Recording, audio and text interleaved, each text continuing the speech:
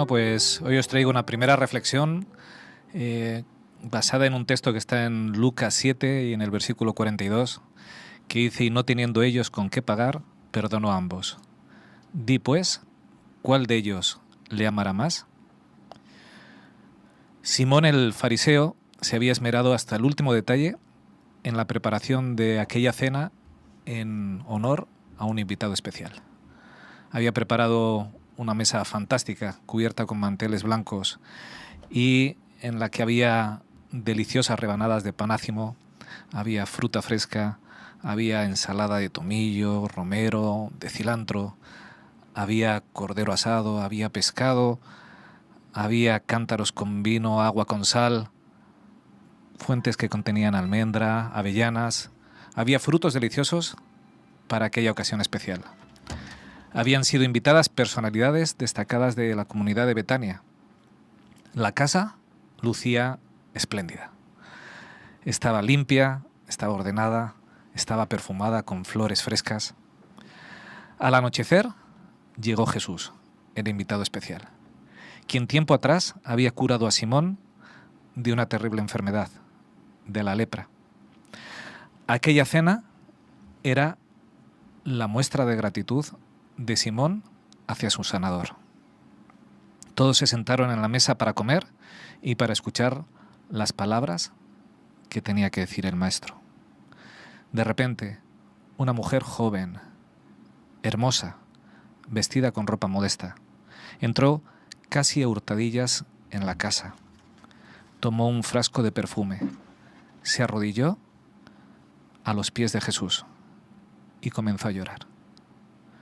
Sus lágrimas caían sobre los pies del maestro y ella los secaba con sus cabellos y los besaba mientras los ungía con aquel finísimo perfume de nardo fresco. Aquella mujer había conocido a Jesús tiempo atrás.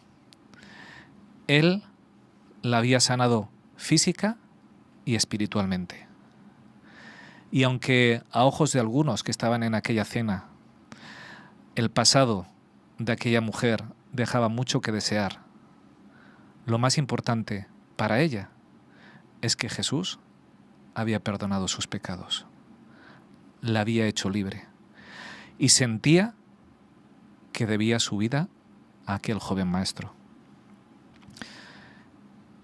Enterada de que Jesús iba a estar en la casa de Simón, aquella noche María, que así es como se llamaba, había acudido a ese lugar para dar gracias al Salvador de esa manera, por todo lo que Él había hecho por ella. Simón, alarmado por tener en su casa a esta mujer, quiso echarla por su mala reputación, pero Jesús le detuvo. Le hizo ver a Simón a través de parábolas que Él había ofrecido una cena en agradecimiento suyo porque le había curado de la lepra.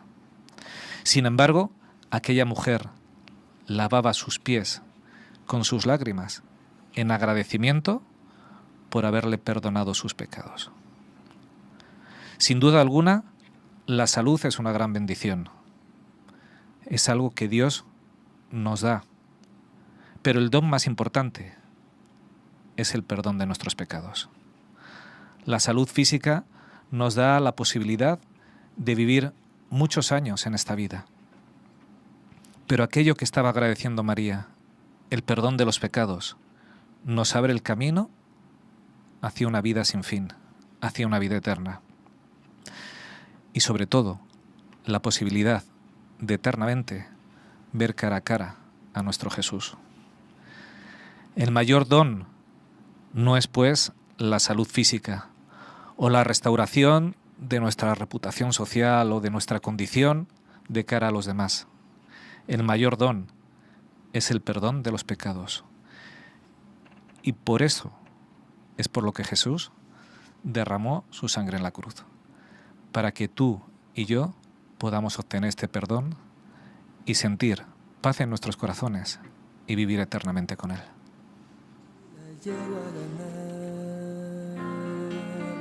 solamente una palabra, si es que aún me queda voz, y si logro articularla en tu presencia. Gracias, Juan Luis, por esa canción que me encanta. Ah, sí, qué bien. Es una canción preciosa. Hay una canción también, una canción muy bonita de Arautos do Rei, de los Heraldes del Rey en Brasil, que se titula Vaso de Alabastro. Y en el estribillo de esa canción, la letra dice: yo soy un vaso de alabastro, soy el perfume del Señor. Mi gran precio Él pagó en la cruz.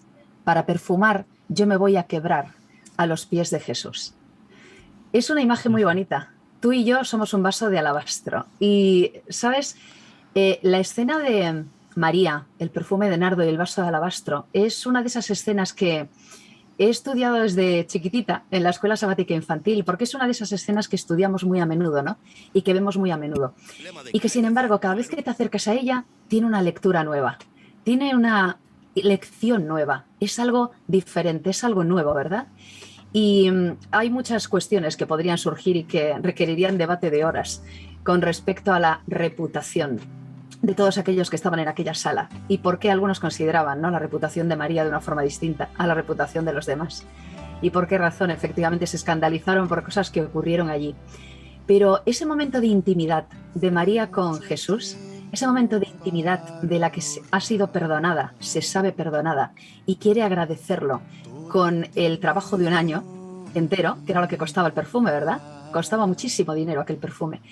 Y esa manera de humillarse en todos los sentidos, pero además de agradecer en privado, porque ella quería pasar desapercibida.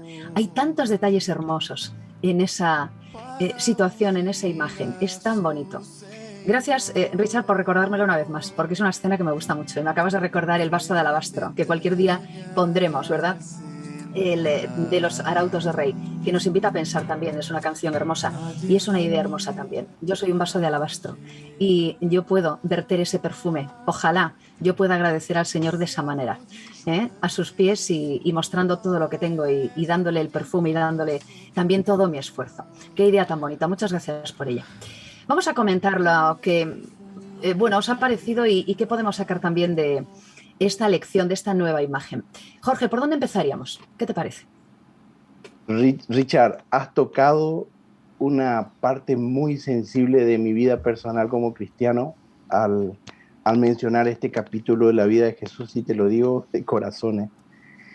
Me conmueve cada vez que yo vuelvo a repasar esta historia. No sé si incluso más que esa mujer que fue llevada, sacada de la cama de un hombre que no era su marido y tirado a los pies de Jesús, no sé si más que esa.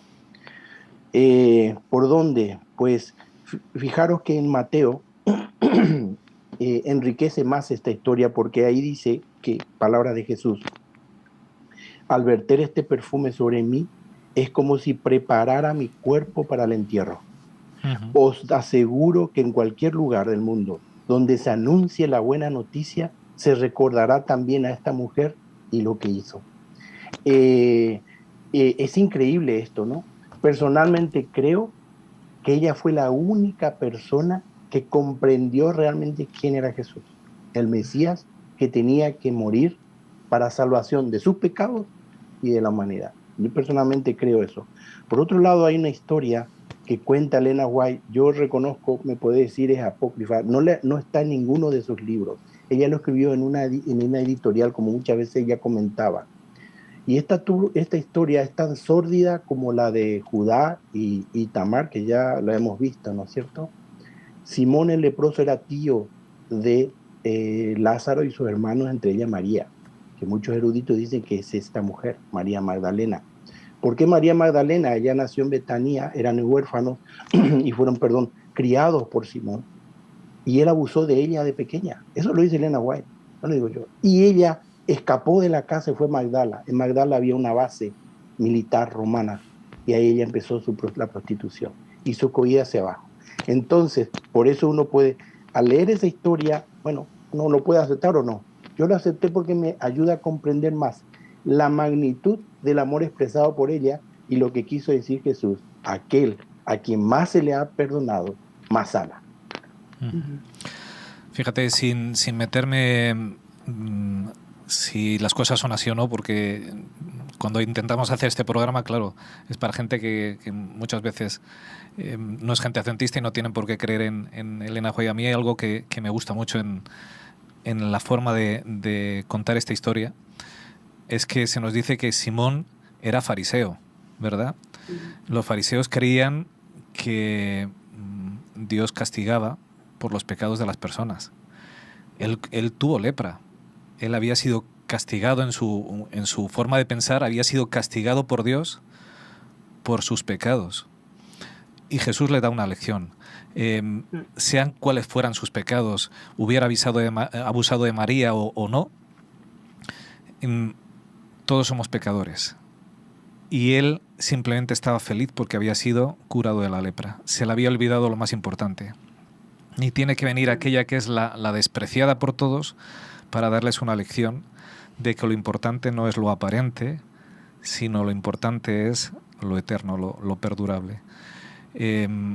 A mí me vale la historia que cuenta Elena White, pero si no, también me valdría el hecho de, como pecador, él no estaba feliz porque había sido restaurado de sus pecados. Estaba feliz simplemente porque tenía salud, porque volvía a disfrutar de la compañía de los demás. Se le había olvidado lo más importante. A mí os he traído esta historia porque me encanta. Me encanta ver los personajes que aquí aparecen. Me encanta ver esa sensibilidad de María, cómo se salta las normas sociales, cómo entra a hurtadillas, cómo lo que le importa es agradecer a aquel que le ha dado libertad en su vida, aquel que le ha dado lo más importante. Me gusta ver esa ceguera de Simón y cómo espero yo que aprendiera una lección importante. La historia no cuenta mucho más de él, pero yo espero que aprendiera y que supiera apreciarlo verdaderamente, el regalo que verdaderamente le había dado Jesús. Y me gusta Jesús, porque Jesús podía haber descubierto a Simón y haberle dicho, mira, te voy a contar las verdades del barquero, te voy a contar quién eres tú y todo lo que hay oculto en tu vida, pero Jesús siempre trata de restaurar. Con lo que hace, restaura a María y cuida de restaurar a Simón. Y me encanta esa delicadeza de nuestro Señor, en la cual, cuando trata con el pecado y con pecadores, lo que le importa es el pecador, restaurarlo, porque para él el pecado no es un problema. El pecado lo solucionó en la cruz. Para él lo importante es el pecador. Y tiene una sensibilidad. A mí esta historia me encanta, por eso la quise traer hoy, porque me emociona la forma como Jesús nos ama, y creo que eso es necesario proclamarlo a los cuatro vientos. Porque ¿de qué depende que emocione la historia? Y es una pregunta trampa, porque no es de qué depende, o sea, tiene que tener emoción, como una buena historia, tiene que estar bien narrada, un buen director, un buen argumento, unos buenos planos. Pues por encima de eso, que emocione o no depende de quién recibe la historia. Y Jesús lo bueno que tiene es que le plantea una pregunta a aquel fariseo, porque te has metido tú en el charco. ¿Cómo te atreves tú a ver lo que está haciendo esa mujer? Y Jesús, y yo me imagino diciendo, ¿cómo salimos de esto? Yo no sé, yo no sabría qué decir. Me dan ganas de decirle, venga, Simón, déjate de tontería, ¿no? Déjala. Y Jesús es tan fino, tan cuidadoso con uno y con otro. Porque en este triángulo amoroso se pone en juego las fuerzas más poderosas que hay en el universo, que es el amor y el perdón. No hay fuerzas que tengan más poder, que tengan más impacto y que sean más transformadoras que esas dos, ¿no? Y da igual que estemos hablando hace 5.000 años, hoy, dentro de 5.000 más. Y entonces, ¿por qué nos emociona? Porque tenemos que también estar receptivos, es decir, hay mucha gente que pasa de puntillas sobre este texto y seguro que no les dice nada porque no están en ese plano, no sienten el amor, no sienten la necesidad de amar y no sienten la necesidad de perdón. Pero a todos aquellos que estamos llamados a mirar al otro, y a mirarnos a nosotros mismos, pues, no tenemos más remedio que reconocer que necesitamos el perdón y el amor. Y entonces cuando se pone en juego, cuando uno llega con lo que es y dice ayúdame, Jesús te rescata, te echa la mano, y como se le echó a uno y a otro. A mí me gusta cómo trata a cada uno de los dos, ¿eh? A mí me parece que esta historia a mí también me conmueve, porque yo estoy dispuesto, yo quisiera amar como cualquiera de ellos, ¿no? De hecho, en el texto que nos trajo Richard al principio, recuerda algo muy importante en esa lección. Y era la lección para ambos, evidentemente. Ella lo entendió mejor probablemente desde siempre, pero bueno, no sabemos al final en qué quedó Simón. Pero Jesús les recordó que ninguno de los dos tenía con qué pagar, ¿verdad? Es decir, que la deuda era impagable y la única manera de pagarla era ponerse a los pies del Salvador, del que con su sangre efectivamente pagaba. Como decía también la canción, ¿verdad? Mi gran precio, el de mi perfume, el que está dentro de este vaso de alabastro, eso lo ha pagado uno solo, el que está en la cruz. De manera que es en él el que podemos descansar. Hay tantas lecciones tan bonitas y tanto perfume. Yo siempre he tenido, ¿sabes?, uno de esos aspectos de la curiosidad, ¿no? Desde una perspectiva estética. Y gracias además porque Richard nos lo has contado desde una perspectiva muy descriptiva. Me gusta mucho escuchar la historia de esa manera, ¿no? Con todos los detalles de la mesa y de, bueno, con todo lo que había alrededor, ¿no? Yo siempre he tenido una especial curiosidad, es algo imposible, por saber cómo olió aquella situación, ¿verdad? Cuando la casa se llenó del aroma de nardo puro, que evidentemente hizo que todos supieran que había un perfume allí, aquello debió ser alucinante. Bueno, de hecho era un perfume muy caro y era un perfume, ¿verdad?, muy valorado, ¿no? Debió ser maravillosa la experiencia. Ella perfumó en ese momento no solo los pies de Jesús, sino toda la situación. Es un detalle estético muy bonito también, que habla también de lo que puede suponer que una persona haya resultado perdonada y salva, ¿verdad? Un perfume muy especial, que eso evidentemente se va traduciendo en todas partes. Algún día probablemente María nos contará, ¿verdad?, aquella historia, aquella aventura. Yo creo que es una de esas, sin duda es una de esas mujeres a las que yo quiero conocer en persona. Tendremos tiempo de hacerlo en la eternidad, ¿no? Pero es una de las primeras personas a las que voy a buscar, me temo, María, para que nos cuente cómo fue todo y cómo fue perdonada. Pues muchas gracias por la reflexión y por llenar de aroma de nardo puro nuestra mañana también y este primer momento en esta mañana. Vamos a seguir repasando ideas bonitas y vamos a volver otra vez a esta historia. Espero que podamos repasarla más veces y podamos volver a leerla también pensando en que yo puedo ser un vaso de alabastro, ¿verdad? Y que yo puedo verter ese perfume también a mi alrededor porque el dueño de la salvación y el dueño precisamente de ese precio ya lo pagó por mí. De manera que quedémonos también con esa idea. Muchas gracias, Richard, por esa primera reflexión. Vamos a escuchar música, seguimos en la Iglesia en Casa y enseguida nos vamos ya a nuestra escuela de Biblia.